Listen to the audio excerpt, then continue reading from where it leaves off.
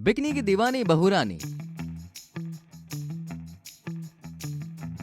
बन्नू की नई नवेली बहू माया दिमाग से थोड़ी हिली हुई होती है। वो शादी के दिन तो लहंगे में होती है, लेकिन ससुराल में पहली सुबह वो बिकनी पहनकर सबके सामने आती है। बहू को बिकनी में देख ससुर पंचम और पति विवेक बिल्कुल हैरान रह जाते हैं। बन्नू माया को एक जोरदार थप्पड़ लगाती है। माँ जी, मैंने ऐसा कौन सा गुनाह कर दिया जो आपने ससुराल के पहले दिन ही मेरा थोबड़ा सूजा डाला? अरे कुलटा कुलक्षणी सत्यानाशी लड़की, अपनी सारी शर्म और लाज लज्जा कहीं किसी बैंक में गिरवी रख कर आई है क्या तू यहाँ पे? अरे मेरा घर क्या खुला बीच है जो तू बिकिनी पहनकर डोलती रहती है यहाँ से वहाँ? नहीं माँ जी, वैसी बात नहीं है। वो क्या है ना, मुझे ना बिकिनी पहनना अच्छा लगता है। कपड़े पहनकर मुझे बहुत अनकंफर्टेबल फील होता है, इसलिए मैं हर जगह बिकिनी पहनकर जाती हूँ। माया की ये बात सुनकर सभी घरवाले अपना सर पकड़ लेते हैं। माया अब गली मोहल्ले में भी बिकनी पहनकर घूमने लगती है।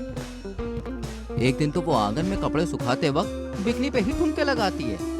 ड्रामे 50 करते हैं, छोरे ये मुझ पे मरते हैं, मेरी धड़कन की गलियों में लेकिन तेरे ही चर्चे हैं, मेरा नाम माया है, दीवाना सबको बनाया है। माया को खुले में बिकनी पहनकर नाचते हुए देखकर सब उस पर खूब हंसते हैं और बाद में माया के ससुराल वालों की खूब बेइज्जती होती है।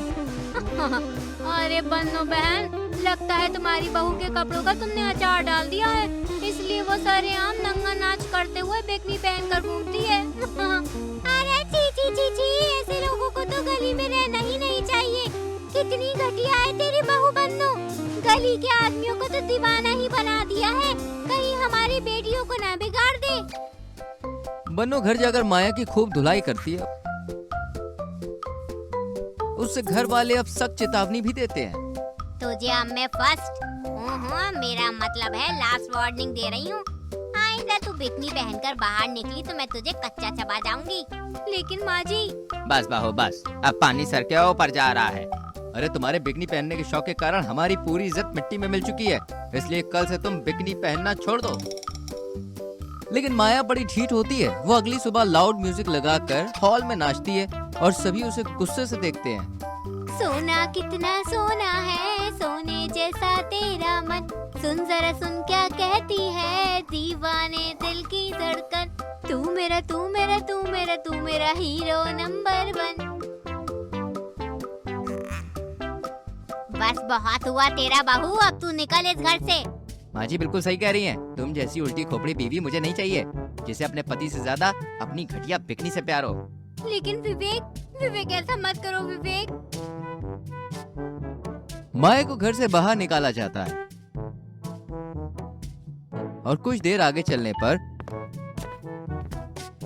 उसे कुछ गुंडे बिकनी में देखकर अगवा करके अपने अड्डे पर ले आते हैं। क्या सॉलिड माल है बे। बड़ा बिकनी पहनकर मटक मटक कर चलने का शौक है ना तुम्हें?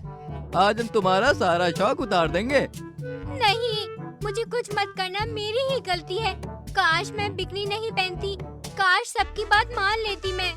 लेकिन तभी अचानक से गुंडे पीछे हट जाते हैं और वहाँ विवेक, बन्नू और पंचम आते हैं। माया जानकर हैरान होती है कि ये सब विवेक का नाटक था। क्या इसका मतलब ये तीनों गुंडे एक्टर्स हैं?